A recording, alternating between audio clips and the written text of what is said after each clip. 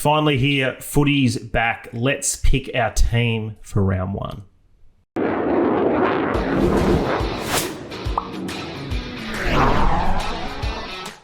G'day everyone, good to have you here on the Sash YouTube channel.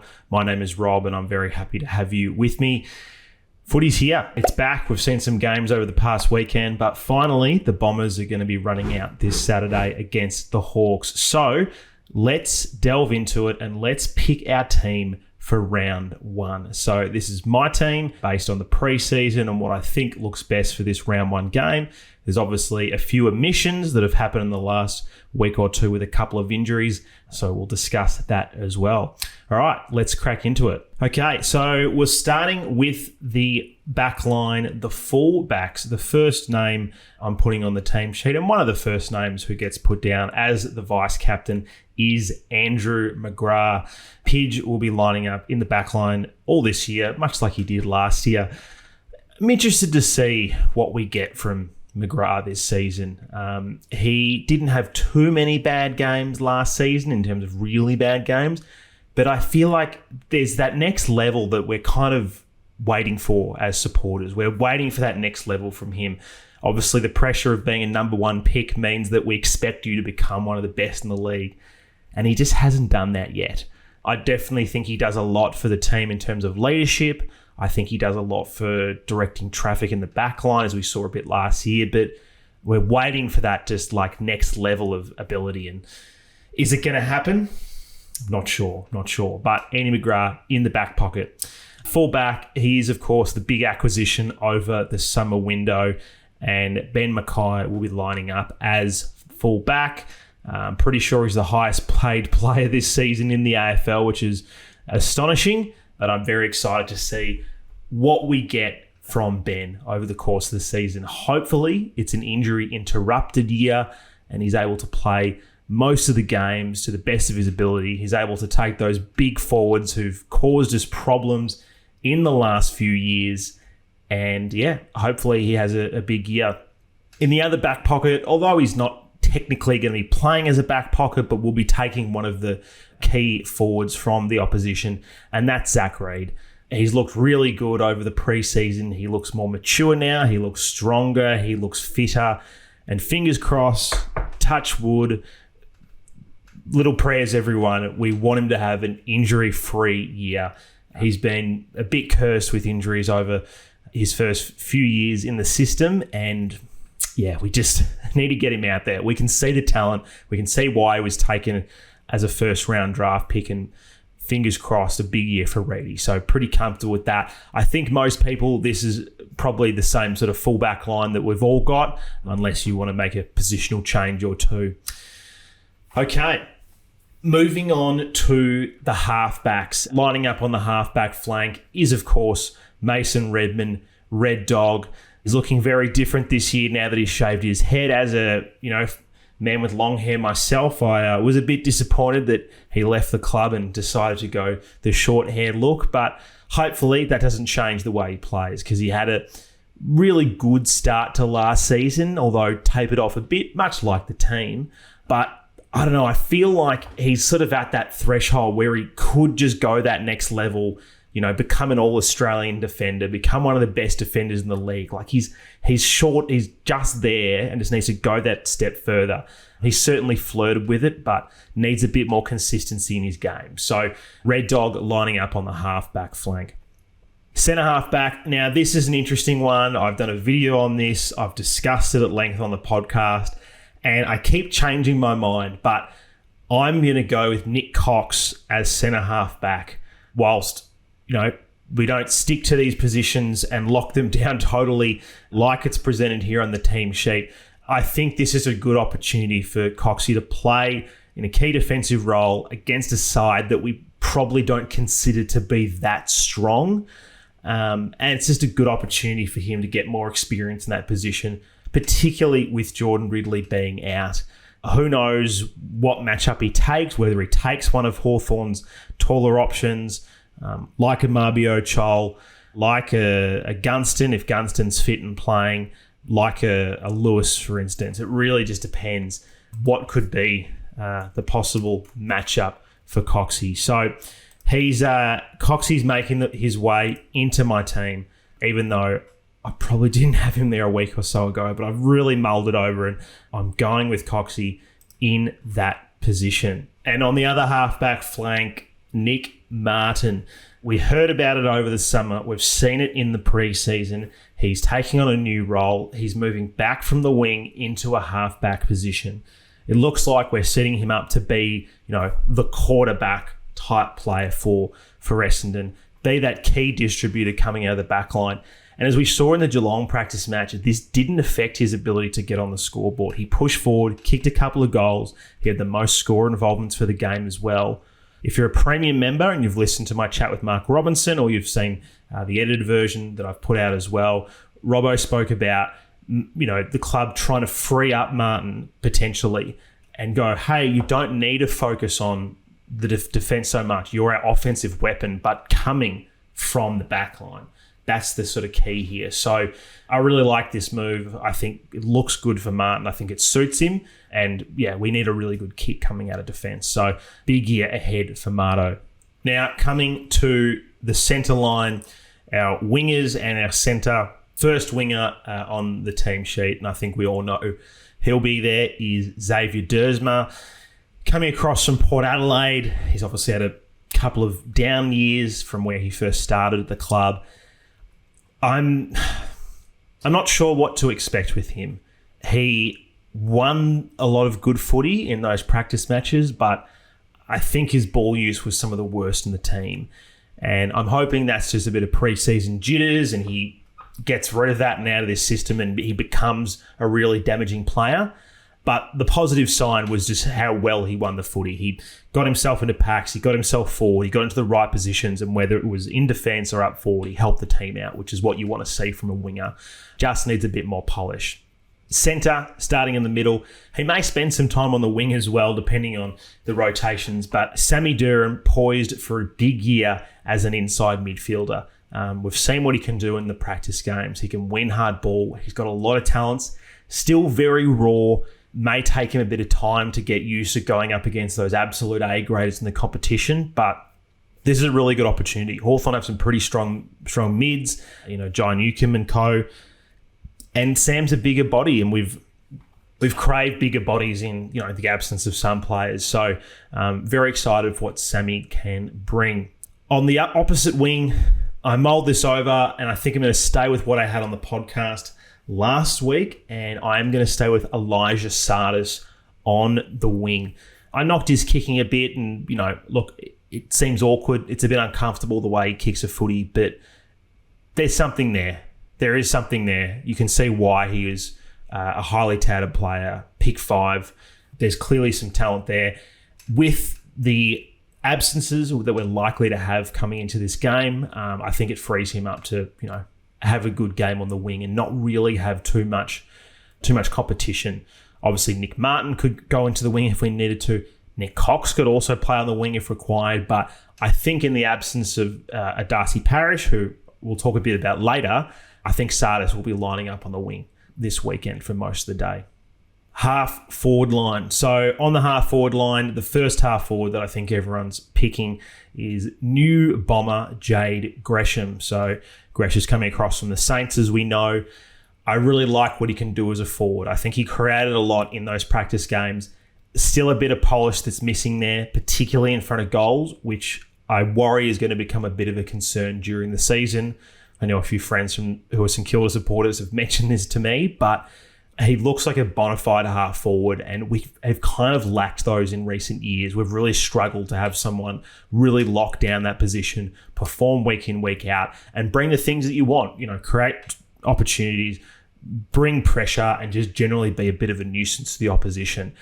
Does he have to kick, a couple of goals every week? Ideally, but if he's setting them up and making sure they happen through someone else, that's okay too. So excited for Gresh. Okay, now lining up at centre half forward, I've got Harrison Jones. Now, he struggled in the St Kilda game over the pre-season, which, look, a lot of the players did. But I thought he did some good things against Geelong. He looked quite good when he was getting up the ground taking marks in space, getting a run and jump at the footy, as opposed to that, body on body stuff, which, look, he just struggles with, unfortunately.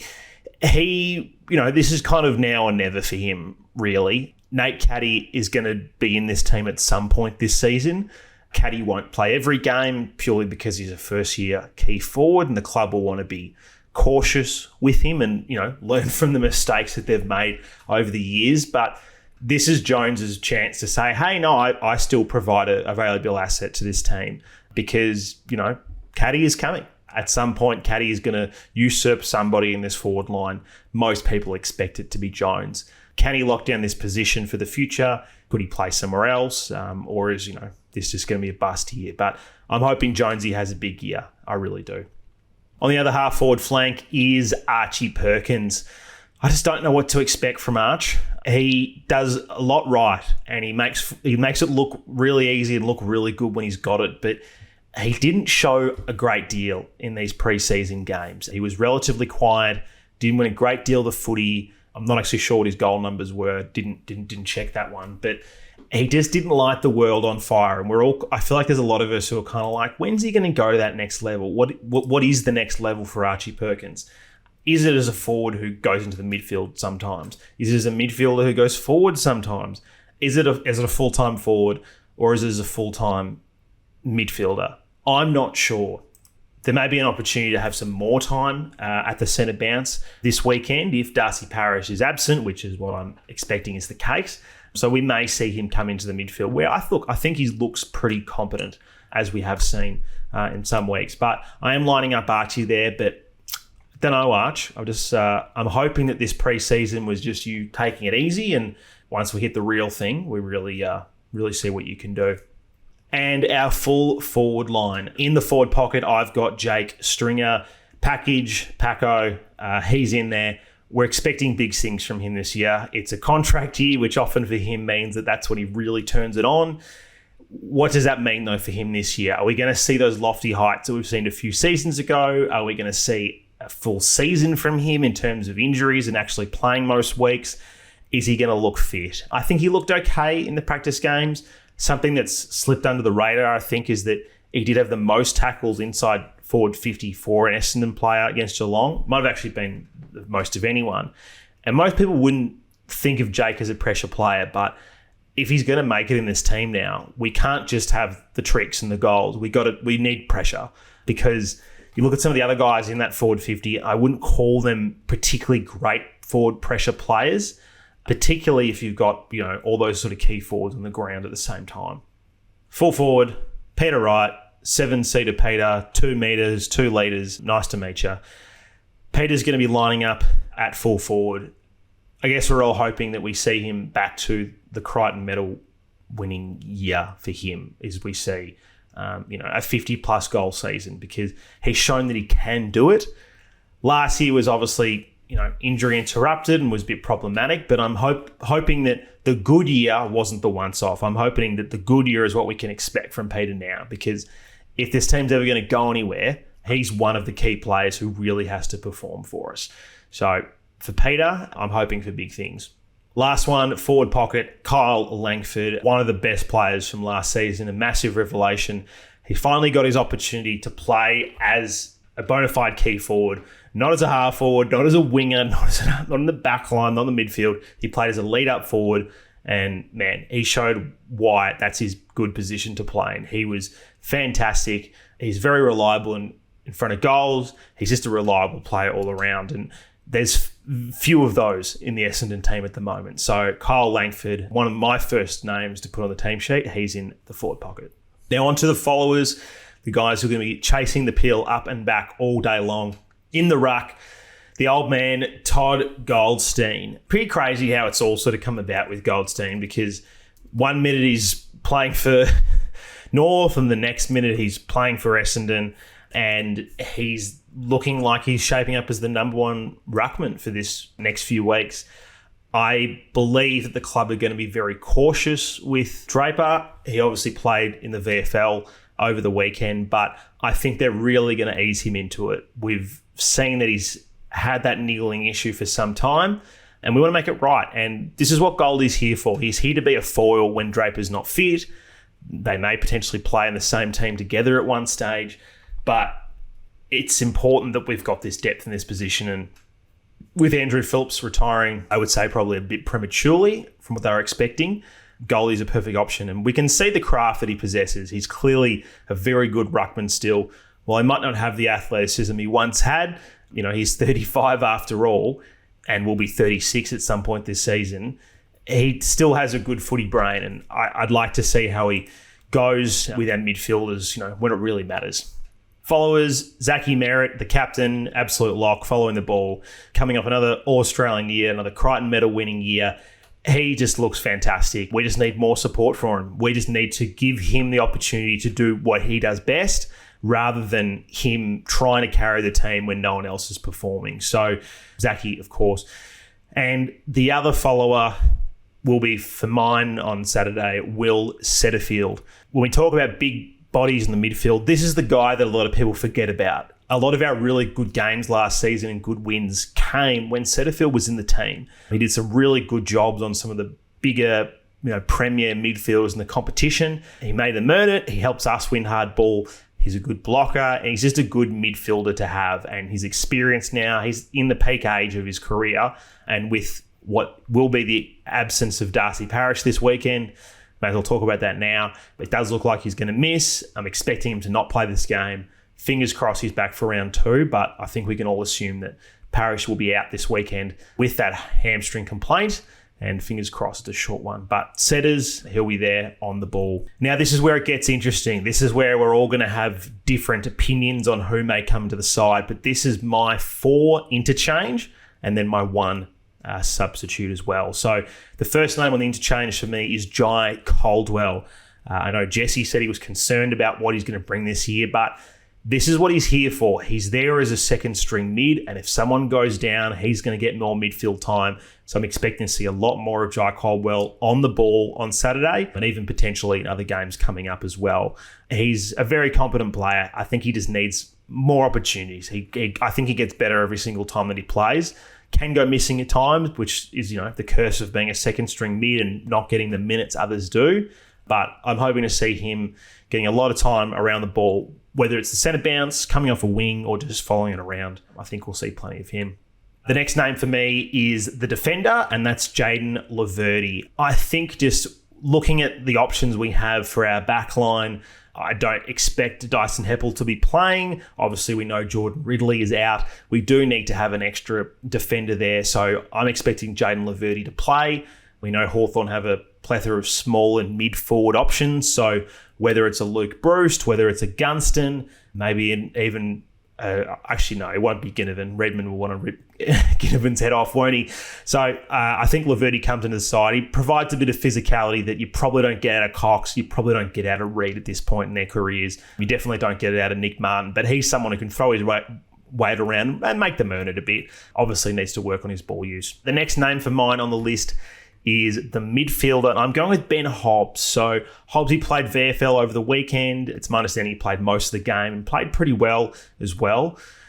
The question, though, is where he sort of lines up. I think with Parish out, you can expect him to have a bit of midfield time. He might share some of the minutes with Caldwell. He might drift forward as well. But I'm expecting Hobbsy to be playing in the absence of Darcy Parish. The question remains what we're going to see from him in the coming weeks and months, because when all those mids are available, how's it going to work? We just don't know. We've got a lot of midfielders and not a lot of role players, I guess you can say. So we have to find out where these guys are going to line up.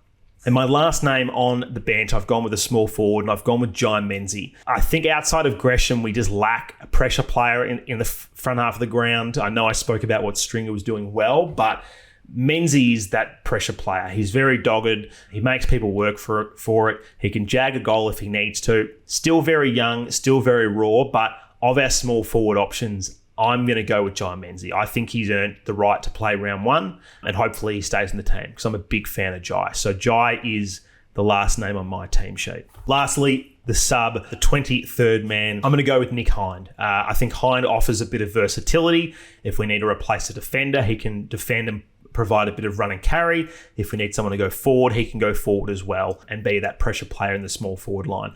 I liked what he did in the preseason games. It wasn't pretty at times, but he had some pretty good moments, particularly in that Geelong game. So I think he's earned the right to be the sub. Who knows? He might potentially squeeze onto the bench if one of those names I mentioned doesn't quite make it. But I'm putting him there. So obviously there are some notable omissions from the team. Sam Draper being one of them. He is playing VFL now, but on limited minutes. So I'm not expecting him to be rushed back into the side. Maybe a couple of rounds before we see him playing. Just getting those minutes into his legs in the VFL, getting stronger again, making sure that he hasn't got those hip and back problems that he's been having. Darcy Parish, of course, the other big omission news. It's only sort of filtered through in the last week or so. Until the team sheet name, we won't know 100%, but it does sound like Darcy Parish won't be playing against Hawthorn, which is a big loss because he was our best clearance player last year. I think he went and missed maybe, 6 games, and he still led the team for clearances after that 6 weeks absence. So it shows you how important he is for all the knocks that he gets. And, I knock him pretty hard as a lot of people do on this program. But yeah, he's very important to this side, and he looked really good against Geelong. And I'm kind of upset that this has happened, because I feel that if he has an injury-free year, that he could go All-Australian again. That's how good he looked. But fingers crossed this is minor. It's just 1 week and then he's back, and then he's there for Sydney and then the St Kilda game as well. Of course, Jordan Ridley is out. We spoke about that on the podcast. I obviously addressed it in a video that I did last week. We all know that Rids is going to be out for a few weeks. Again, how cautious are they going to be with him? Will we see him for the Port Adelaide game? Will we see him for the Bulldogs game? Who knows? Could it even be the St Kilda game? Unfortunately, it is re-injuring an issue that he's had before, which is always a worry for mine, particularly with something like a quad. So fingers crossed we see Ridley back. And the other one's Dyson Heppel. Hasn't done a lot over the off-season. Not really sure where Heps is going to be this season. I don't expect him to play most weeks, but he'll come in and play a role here and there when required. And the other one's Dylan Shield. Dylan Shield, again, been kind of in no man's land for a little while now. We don't know what's going on with him, where he's going, what he's doing, when he's going to be fit, basically. It's a bit of an unknown at the moment with Dylan Shield. So time will tell. Well, that's my team, guys. Here's the team sheet now. I'm hoping you can all see it. Let me know, what would you do differently? What do you agree with that I've put down? What do you disagree with? Get in the comments. Let me know your thoughts, and how confident are you? We are missing a couple of key players now coming into this game against Hawthorn. Sometimes that can mean the death of Essendon, but I'd like to think we've progressed as a team and we have more depth now, and we can win this game on Saturday against the Hawks. So let me know. Thanks for watching. Make sure you like and subscribe, and go Bombers.